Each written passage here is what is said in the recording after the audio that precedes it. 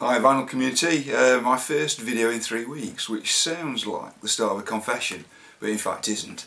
Unfortunately, at the moment I have to work away from home during the week, so it just curtails my, well, video making, but also listening to music. And being separated from my records is a little bit like going through a trial separation. It's not great, but anyway, it is what it is and we have to work.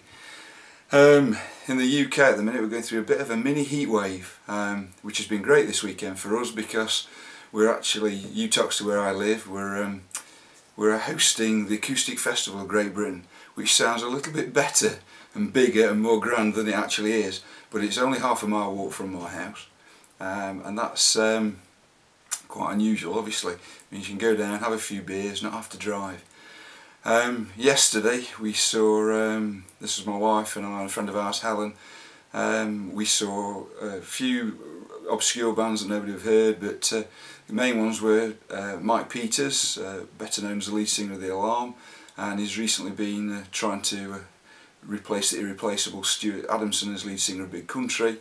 We saw Glenn Tilbrook, better known, one of the greatest singer-songwriters this country's ever produced, to be quite honest. He's obviously better known as one of the members of Squeeze. We saw Joan Armour Trading. In fact, Glenn Tilbrook was brilliant. He actually encouraged anybody from the audience to stand up on the stage and play guitar with him, and a guy stood up and played Goodbye Girl with him. It was that good I forgot to video it, so I'm sorry I can't show you that. We saw Joan Armour Trading, which she was really good, played a lot of songs from her new albums which hasn't been released yet, so none of us knew what the songs were.